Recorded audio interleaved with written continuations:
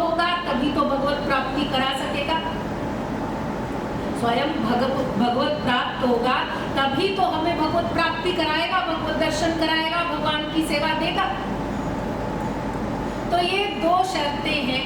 इसमें महत्वपूर्ण ब्रह्मनिष्ठ है, यानी माया निवृत्त भगवत प्राप्त महापुरुष होना चाहिए, जिसकी शरणागति हमको करनी है। ऐसा महापुरुष मिलता कैसे है? कोई उपाय नहीं। उसकी पहचान क्या है? हम उसको पहचान लेंगे। पहचान आपको बता सकते हैं, लेकिन उसकी प्राप्ति के लिए कोई बल, कोई ज्ञान काम नहीं आ सकता। बस आपकी जिज्ञासा हो, श्रद्धा हो, व्याकुलता हो,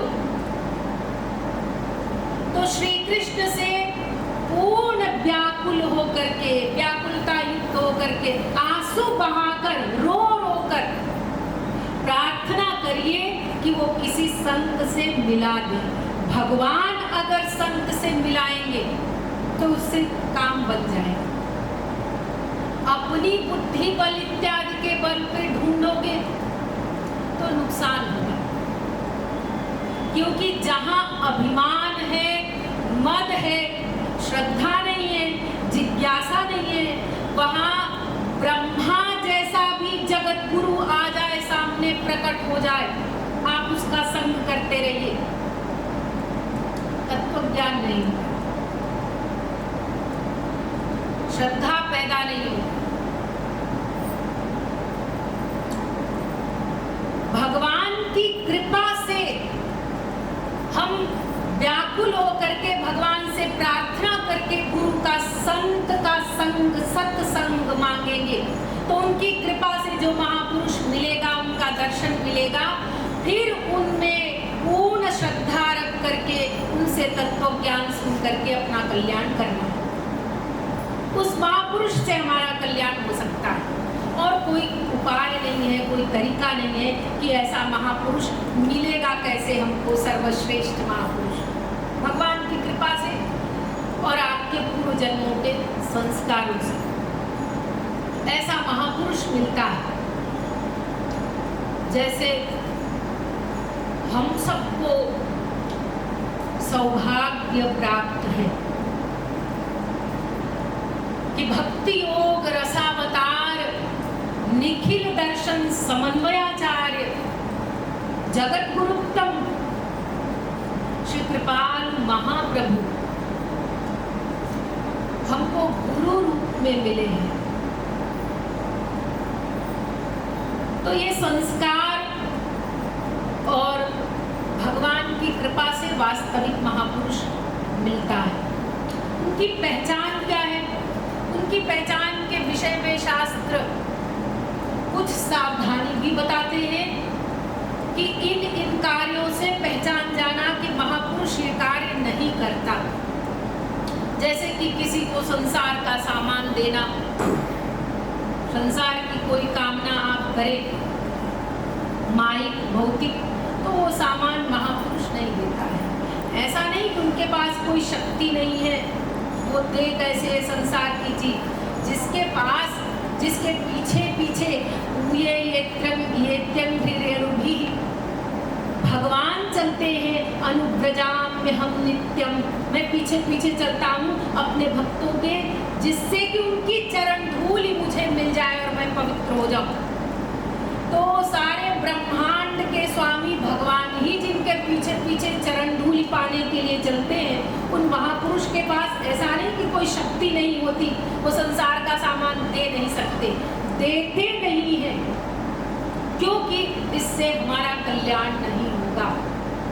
इसी संसार की कामना ने ही तो अनंत जन्म बिगाड़े हैं हमारे। इसी के कारण तो 84 लाख योनियों में घूम रहे हैं। फिर ये सामान दे करके हमारा सर्वनाश कोई गुरु महापुरुष नहीं कर सकता। संसार का सामान देना उनके नियम में नहीं है, कानून नहीं है। रिद्धि सिद्धि का चमत्कार इत्यादि दिखाना, ये सब भी महापुरुष का कार्य नहीं। जो महापुरुष की पहचान बताई गई है वो अष्ट सात्विक भाव है। स्तंभः स्वेदोऽथ रोमाञ्चः स्वरभेदोऽथ वेपथुः वैवर्ण्य अश्रु प्रलय इत्यष्टौ सात्विका स्मृताः। वागद्गदाद्रवते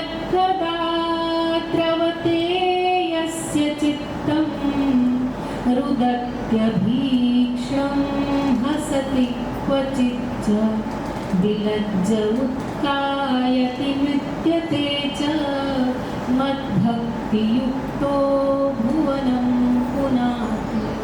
वेदव्यास जी ने भागवत में लिखा, भक्ति रसामृत सिंधु में भी है।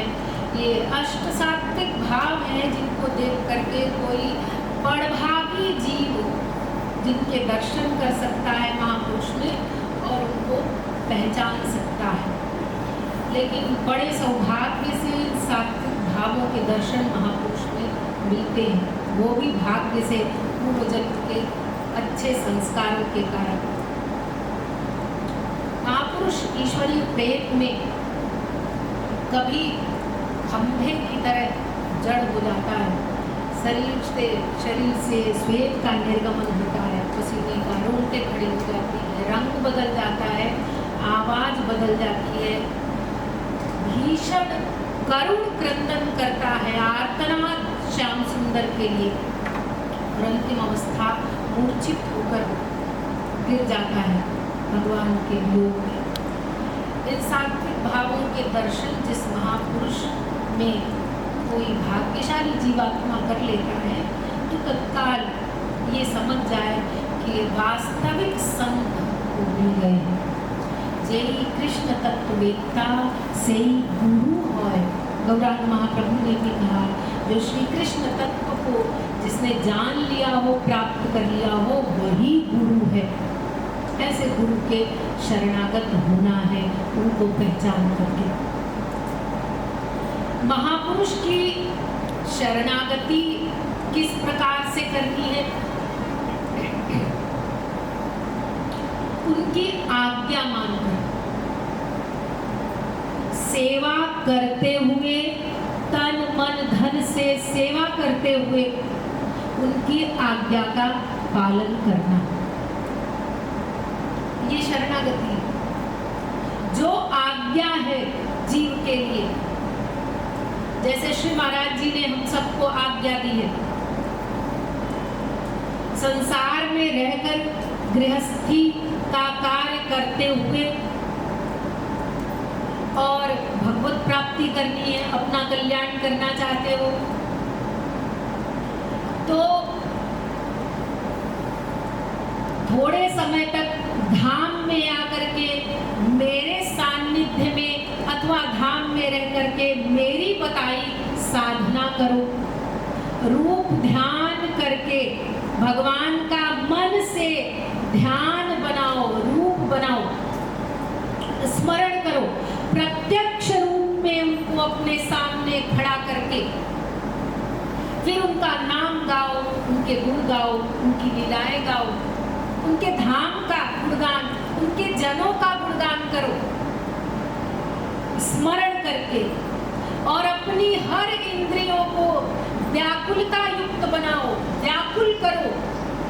इन आँखों से कब उनके दर्शन होंगे, इन हाथों से कब उनकी सेवा मिलेगी, उनका स्पर्श मिलेगा, इस नासिका से उनकी सुगंधि कब मिलेगी, इत्यादि इत्यादि। समस्त इंद्रियों को उनके दर्शन के लिए व्याकुलता युक्त बनाओ, उसके लिए रोकर कृपा की भीख मांगो, रो रो कर कब दर्शन होंगे, व्याकुलता युक्त होकर के। देखिए, जब प्रेम होगा, रूप ध्यान करेंगे तो दर्शन की व्याकुलता होगी, व्याकुलता होगी तो आंसू अपने आप आएंगे, वो तो स्वाभाविक ही है। जब दर्शन की व्याकुलता किसी चीज की होगी तो रोना आएगा। अनंत काल से आपके दर्शन नहीं किए, कब दर्शन होंगे, कब दर्शन होंगे, इत्यादि व्याकुलता। इस प्रकार श्री महाराज जी ने हमको आज्ञा दी है प्रतिदिन नियम से एक नियम बना लो, 3 घंटे, 4 घंटे, 2 घंटे, जितना अपने शरीर को समय दे रहे हो उतना समय तो दो आत्मा को। शरीर को 20 घंटे का समय और आत्मा के लिए केवल 4 घंटे निकाल लीजिए, इतना कर लीजिए। अन्यथा जिसकी जितनी व्याकुलता है, जिसको जितनी जल्दी अपना लक्ष्य प्राप्त करना है इस मानव देह में, वो उतना समय निकाले। तो श्री महाराज जी की आज्ञा है प्रतिदिन रूप ध्यान करने का प्रयत्न करो। ये ठीक है कि संसार का कार्य करते हुए संसार में रह करके बार बार मन संसार के कार्यों का, विषयों का, रूप का चिंतन करेगा। हम भगवान का रूप ध्यान करने बैठे, भगवान का नाम गुण भी गाने लगे, फिर मन भाग गया संसार में। हाँ, वो स्वाभाविक है, जिसका अभ्यास ज्यादा है उसी का बार बार स्मरण होगा। लेकिन मन का भागना असफलता नहीं है आपकी, कि आप अब असफल हो गए, साधना नहीं कर पाएंगे, ध्यान नहीं हो पाएगा। मन का भागना तो स्वाभाविक है, आपकी आदत के कारण वो चला जा रहा है संसार में। लेकिन ये जो 1 सेकंड के लिए, आधे सेकंड के लिए आप गुरु आज्ञा मान करके अपने कल्याण के लिए रूप ध्यान आपने बना लिया, ये गुरु कृपा है, ये गुरु का प्रयत्न है। उनकी कृपा से ध्यान बन गया, तो उनकी कृपा पर पूर्ण विश्वास रखिए, श्रद्धा रखिए कि जब मेरे मुंह से घोर पापात्मा के, संसारासक्त जीव के मुख से भगवान नाम निकल गया, उनका स्मरण करने के लिए बैठा, मैं प्रयत्न किया, इतनी बड़ी मेरे गुरु की कृपा है, तो मुझसे निरंतर साधना भी वो करवा लेंगे। अगर अपना बल रखोगे तो निराश हो जाओगे। मैंने रूप ध्यान किया, मैंने आज इतनी देर साधना की, करने का प्रयत्न किया, तो निराश हो जाओ, फिर मन नहीं लगेगा।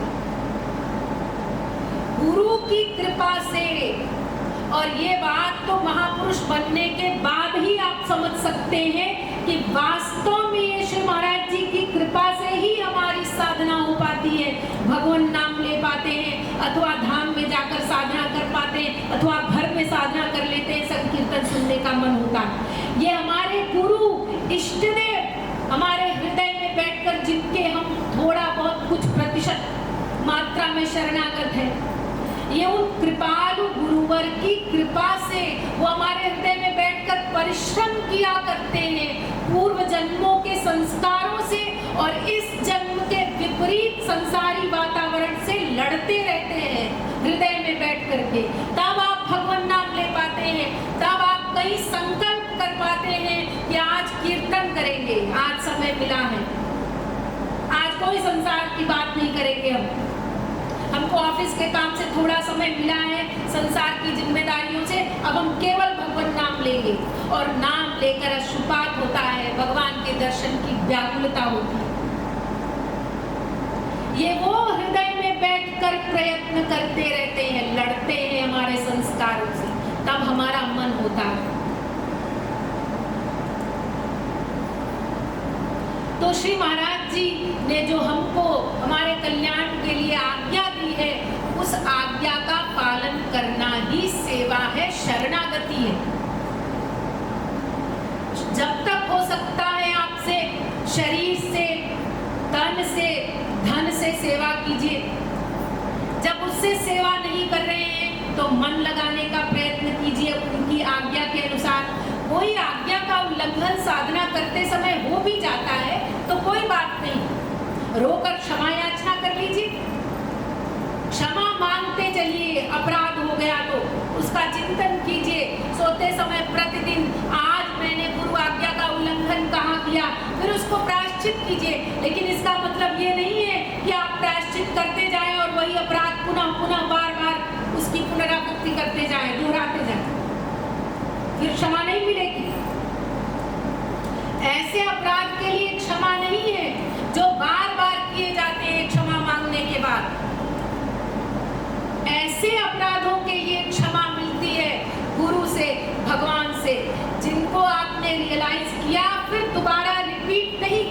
गलती को, अपराध को,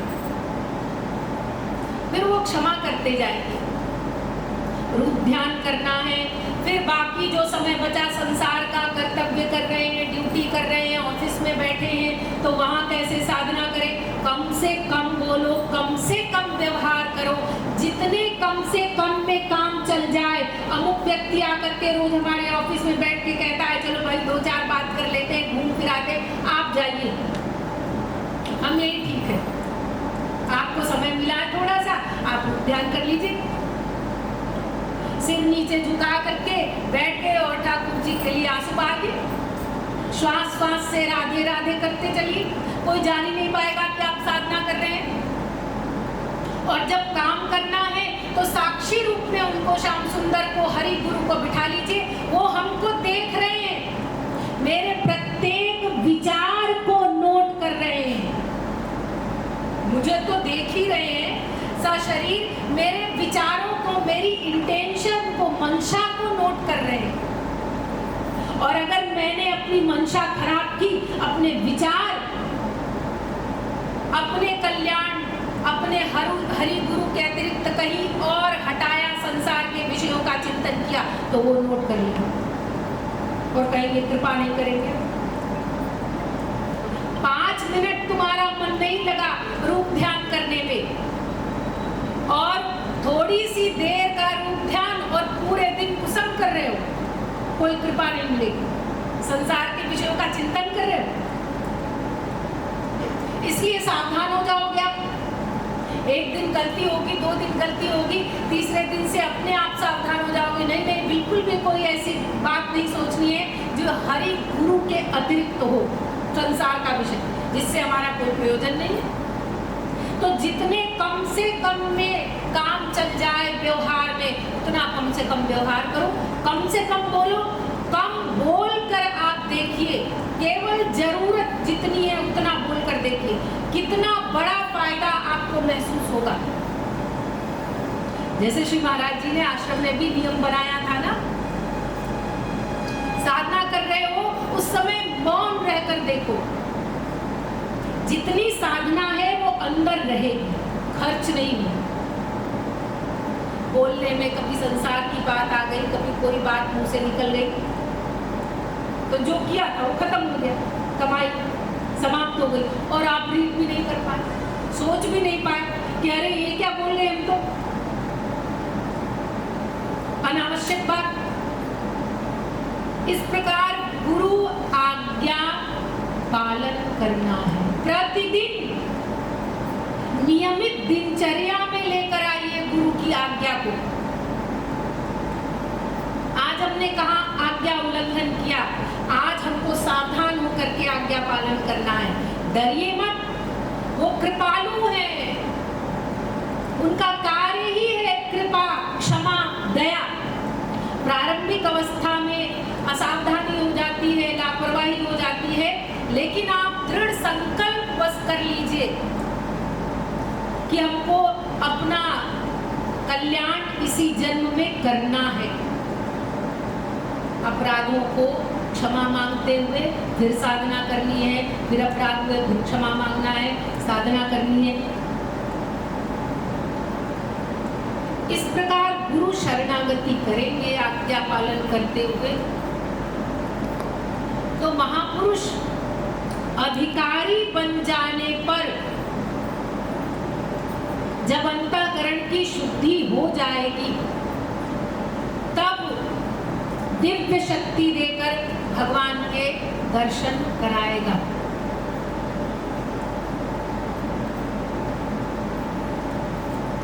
अधिकारी बनने तक हमारी साधना करवाना, हमसे तत्व ज्ञान का चिंतन करना, ये सब गुरु का कार्य है, जो भीतर बैठ करके हमारे अंतःकरण में बैठकर वो चोरी चोरी कर रहे हैं, बिना बताए, बिना आउट किए। आपने अनुभव किया होगा, आप लोग तो श्री महाराज जी के संग में रहे हैं, तो आप लोगों ने तो बहुत अनुभव किया है ये बात कि अचानक से कोई गलत बात मस्तिष्क में आई अथवा संसारी कोई बात आई और तुरंत श्री महाराज जी का सिद्धांत मस्तिष्क में आ जाता है। ये कहाँ से आता है? वो चेतन है क्या अपने आप चल के चला है आपके मस्तिष्क में? कब वो बात आपने सुनी थी? एक एक घंटे में आप कही हुई बात को भूल जाते हैं। एक साल पहले की गई पढ़ाई को बिना पढ़े आप एग्जाम देंगे तो फेल हो जाएंगे। इतना भी मस्तिष्क में स्टोर नहीं रहता। ये सिद्धांत कहां से याद आ जाता है? ये आत्मग्लानि जो होती है, हमने ये आज्ञा उल्लंघन किया, हमें आत्मग्लानि हो रही है, हमने साधना नहीं की, हमने कोई सेवा नहीं की। ये सिद्धांत का निरंतर चिंतन, ये फीलिंग जो हो रही है कि हम कुछ नहीं कर पा रहे हैं, ये भी गुरु कृपा से ही है, श्री महाराज जी की कृपा से। ये ध्यान बना रहता है, चिंतन बना रहता है। कहाँ तक उनके प्रयत्न को बताया जाए।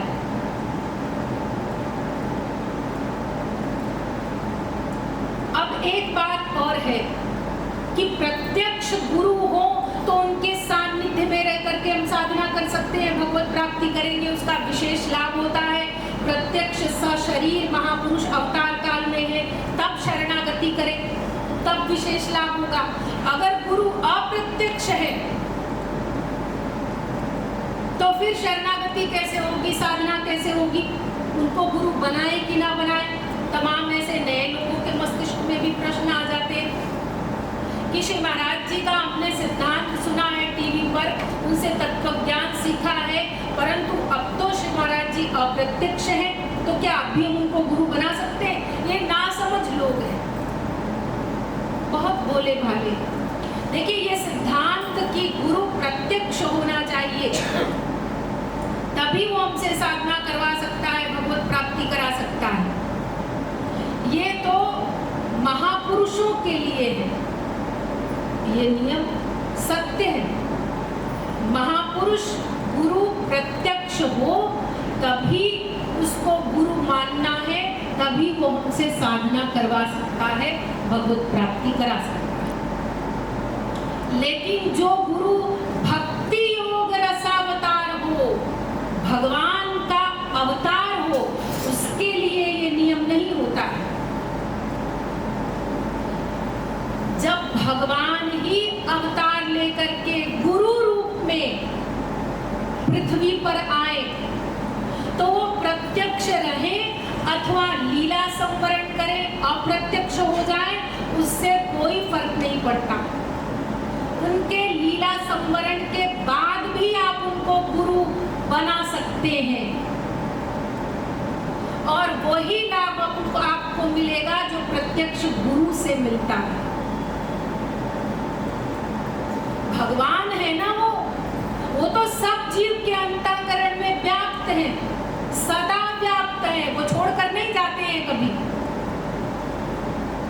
हाँ, अवतार लिया, गुरु रूप में आए, लली लाल लीला का सलोना सुविलास,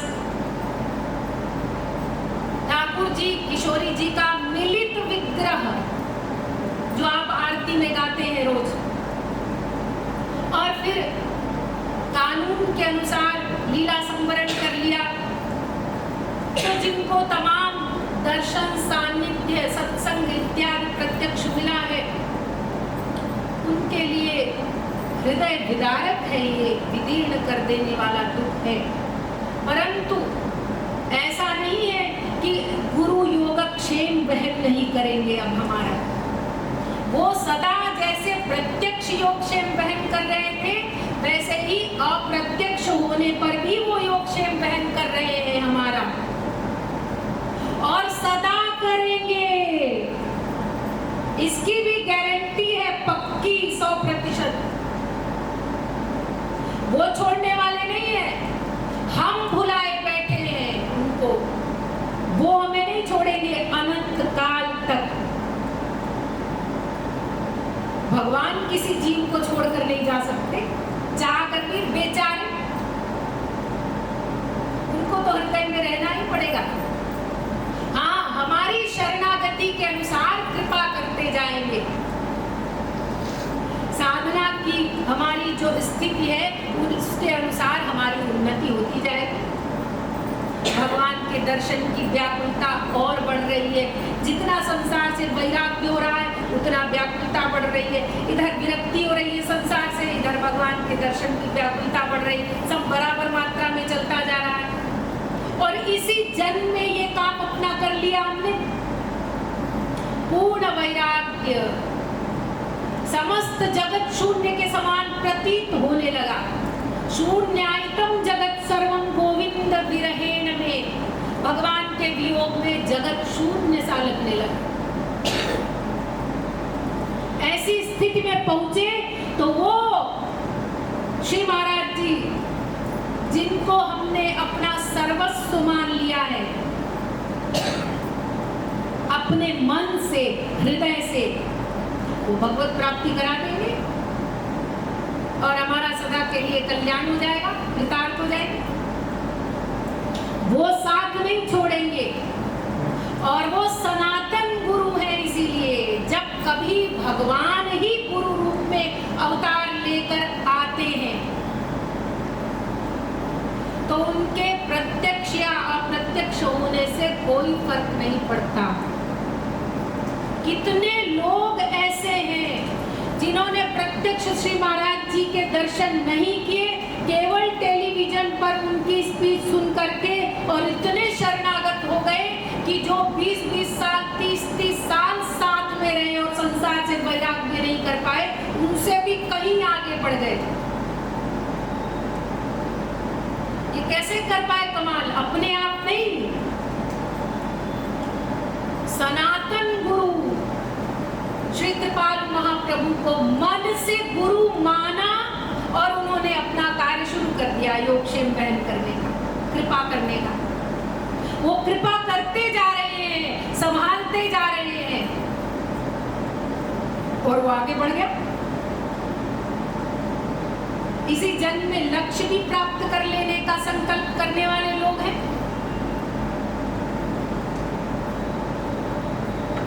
तो इससे कोई फर्क नहीं पड़ता। हाँ, ऐसे महापुरुषों के लिए ये नियम है, बाकी सब महापुरुषों के लिए, कि वो प्रत्यक्ष हो तभी आप उनको गुरु बनाएं, क्योंकि वो सर्वांतर्यामी नहीं होते। सब जीवों के हृदय में महापुरुष नहीं रहता, केवल शरणागत अपने शरणागत जीवों के हृदय में रहता है। और भगवान सर्वांतर्यामी, वो सब जीवों के हृदय में रहते, सबके विचार को नोट करते हैं। इसलिए वो प्रत्यक्ष हो अथवा अप्रत्यक्ष हो, हमारा काम बन जाएगा। और फिर ये जो दीक्षा का प्रश्न है, ये दीक्षा क्या है, वो कब देते हैं गुरु महापुरुष? देखिए, पहले तो वैधि भक्ति जो होती है, शास्त्र के विधि निषेध के अनुसार जो भक्ति की जाती है, जो भय से की जाती है, डर से, नरक के डर से, 84 लाख योनियों के दुख से भयभीत होकर जो भगवान की शरणागति करता है, शास्त्र वेद के नियम के अनुसार उनकी भक्ति उपासना करता है, वैधि भक्ति जिसको कहते हैं, उसके लिए ये दीक्षा अनिवार्य होती है। दीक्षा मतलब क्या होता है? दिव्यम ज्ञानम यतो दद्यात् इत्यादि कुर्यात् पापस्य संक्षयम तस्मात् दीक्षेति सा प्रोक्ता। दिव्य ज्ञान दे देना, श्याम सुंदर से मिला दे और अनंत जन्मों के अनंत पापों को नष्ट कर दे तत्काल। भगवत दर्शन होते ही अनंत काल के अनंत जन्मों के पाप नष्ट हो जाते हैं जीव के। उसको दीक्षा कहते हैं। दीक्षा शब्द जो आपने बड़ा पॉपुलर है हमारे यहाँ, लोग बता देते हैं कि दीक्षा लो वरना तुम्हारे हाथ से पानी नहीं पिएंगे।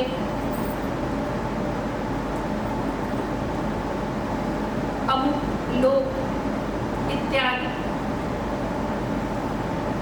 तो ये वैधि भक्ति के लिए नियम होता है।